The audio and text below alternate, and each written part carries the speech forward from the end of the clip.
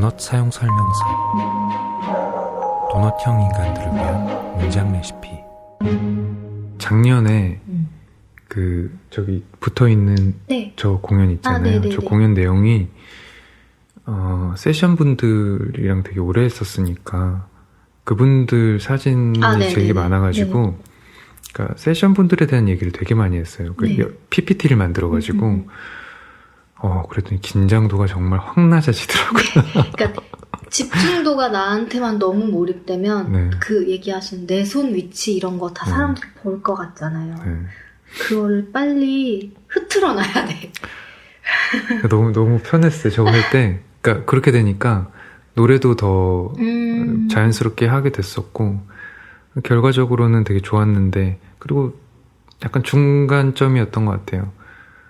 세션 분들도 이제 그런 부분들이 되게 좋아했었고 그냥 너무 뒤에서만 있는 게 아니라 맞아요. 다 같이 공연을 즐기는 상황이 돼버리니까 그래서 되게 좋아했었고 그리고 다 각자 솔로곡들을 하나씩 했었거든요. 그러면서 그 순간에는 또 저는 쉴 수 있고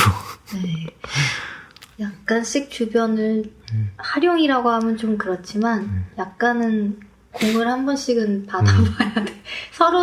서로를 위해 한 번씩은 이렇게 한 타임씩은 내가 책임져 줄 수 있는. 엄청 긴장하더라고. 그러니까 저 말고 다른 사람들이. 네. 근데 그러면 약간 재밌잖아요. 왜 예를 들어 재홍님 공연에서 실수를 하면 이제 막 이렇게 주목이 되고 끝나고 놀릴 수도 있잖아요. 근데 다 겪어봐. 너네들만 집중 당해봐.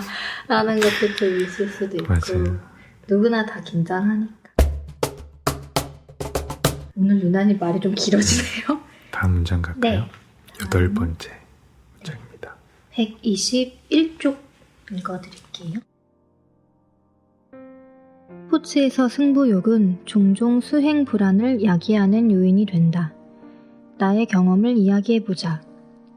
내게는 탁구 라이벌인 친구가 있는데 서로 실력이 비슷함에도 나는 경기에 대한 압박감 때문에 대개 제 실력을 발휘하지 못하곤 했다.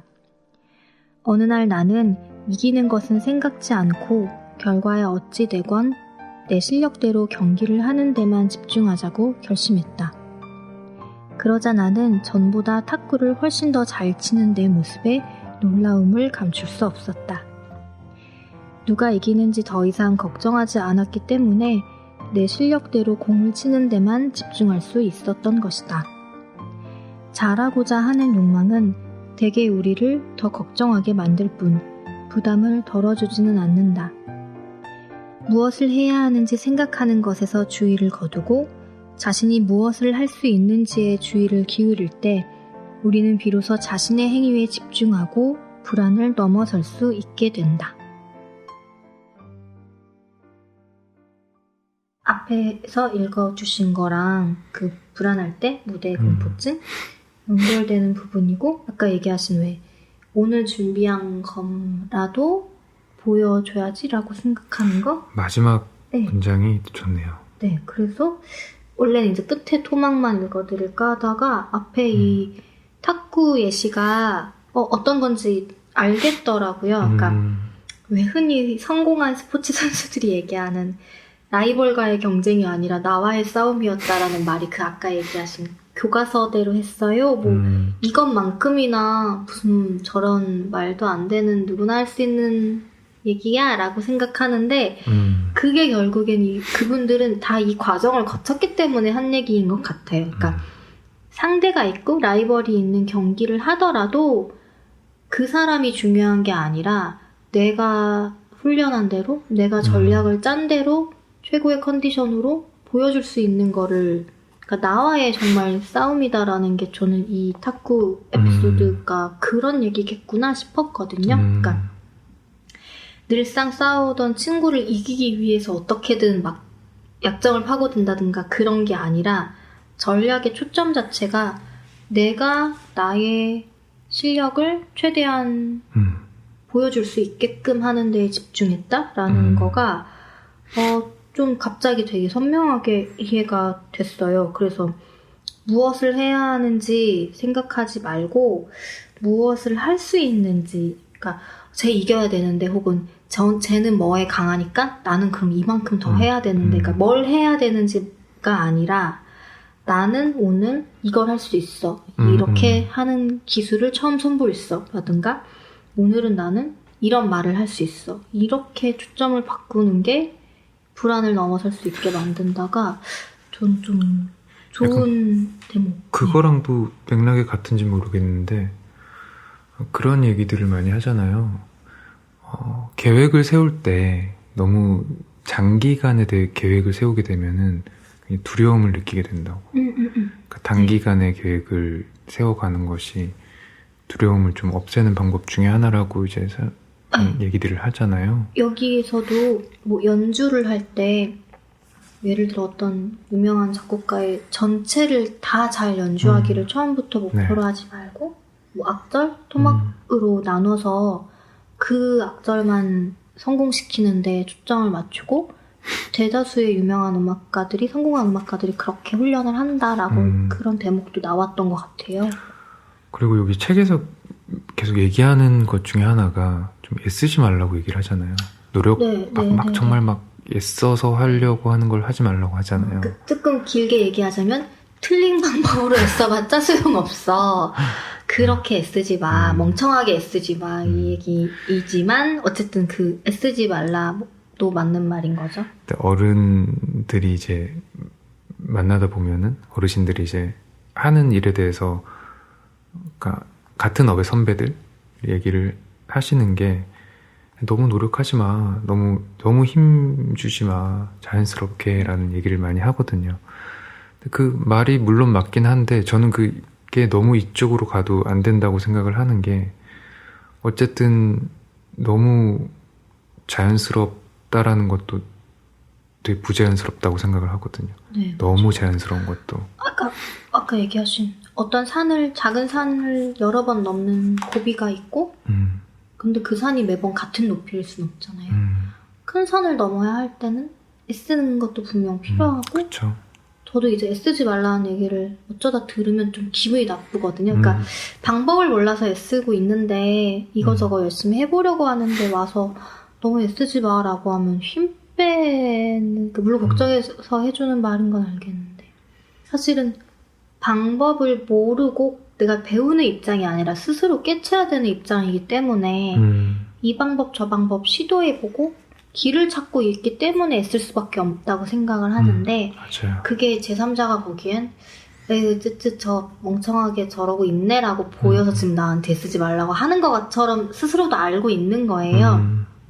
근데 그럼에도 방법을 모르는데 그러면 애라도 써야지 어떻게 해? 라고 틀린 길이어도 일단은 해보려고 하고 있는 것도 있는 것 같아요. 또 다른 의미로는 그런 것도 있는 것 같아요.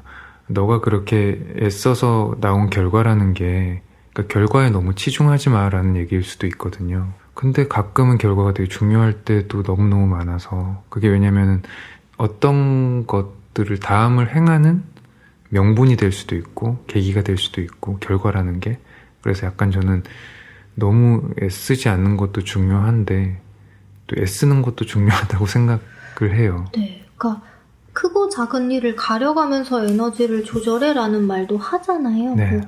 그러니까 뭐 예를 들어 농담처럼 하는 뭐 입금 받은 만큼만 일하라, 뭐 월급 주는 만큼만 일하라가 꼰대 같은 말이긴 하지만 근데 사실 뭐 그 이상을 일해야 되는 아닌데 다 자기 판단인 것 같아요. 자기가 생각하기에 이게 어떤 디딤돌이 될 수 있는 일이라고 생각하면 당장의 대우는 적더라도 실제로 자영업이나 프리랜서는 그렇게 성장하는 것 같긴 하거든요. 제가 경험했을 때는. 그러니까 작은 일도 완성도를 높이려고 노력하면 그게 결국엔 다른 기회를 갖고 오기도 하고 근데 저도 실제로 작은 일에 너무 동동거리고 최선을 다하려고 했던 시기가 있어서 그게 좋은 결과들로 왔어요. 그러니까 좋은 기회, 물론 다 그렇진 않지만 이렇게 애쓴 만큼 보상이 안 온 적도 당연히 있지만 뭐 한 6개월 전에 했던 무엇이 6개월 후에 뭘 불러오기도 하고 근데 그 당시에는 너무 적은 대우를 받아서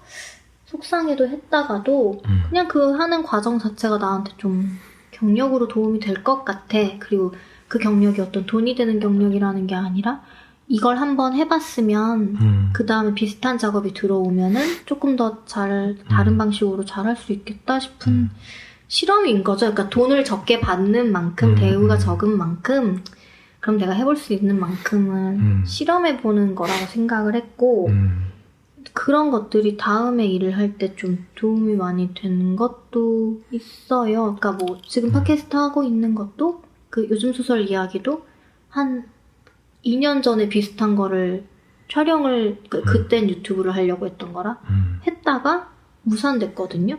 첫 번째 촬영을 아예 편집본도 못 받고 근데 그게 결국에는 2년 후에는 한번 해봤기 때문에 그때 그 기획의 연장으로 됐던 것 같고 그런 것들이 이렇게 막 이런 거 저런 거를 좀 애쓰는 과정에서 뿌려놓은 것들이 오기도 해서 물론 지금 이 책에서 얘기한 애쓰는 거랑은 다른 거지만 만약에 나를 가르쳐줄 사람이 없고 이끌어줄 사람이 없을 때는 스스로 애쓰면서 방법을 찾는 것 같고 그럴 수밖에 없죠.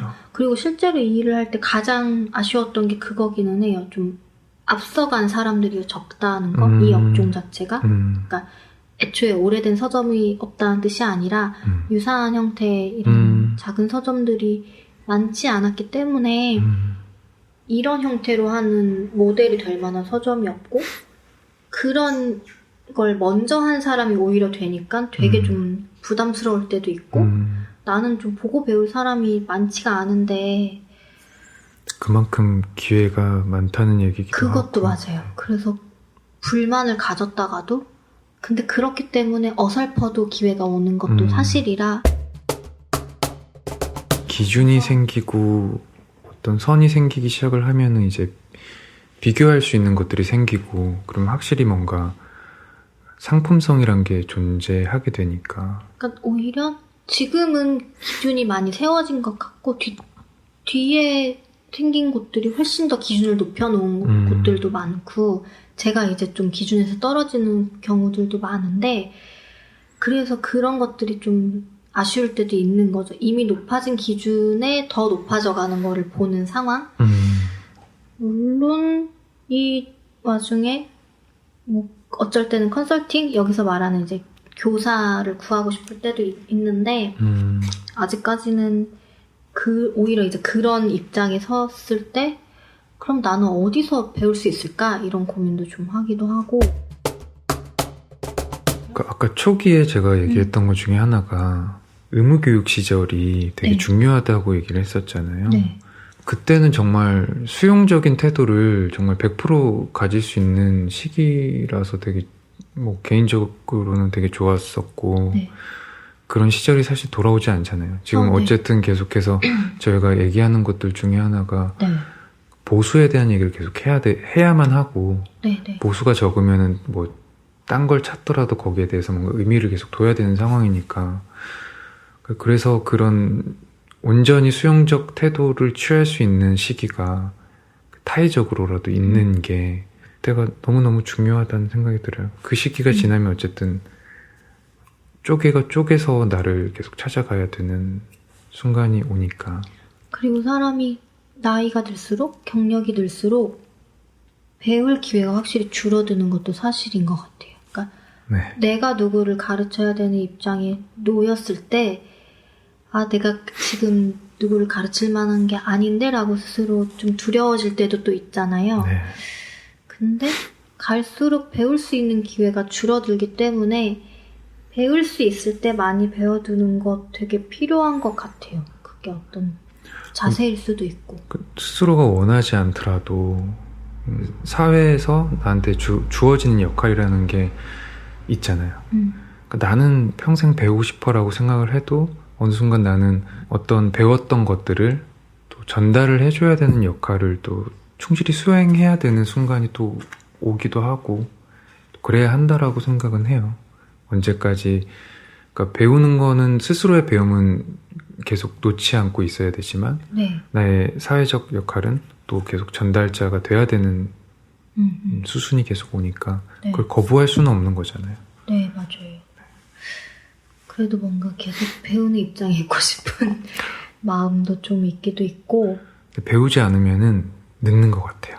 물론 나이가 많은 사람이 나이가 적은 사람에게 배우는 것도 당연히 가능한 일이긴 한데 어떤 입장 자체가 그 얘기하신 그냥 내가 계속 흡수할 수 있는 입장에 더 이상 놓이지 않았다는 거를 깨닫게 되는 시기들이 있으니까 특히 내가 걷는 이 길 선상에 네. 있어서는 그게 네.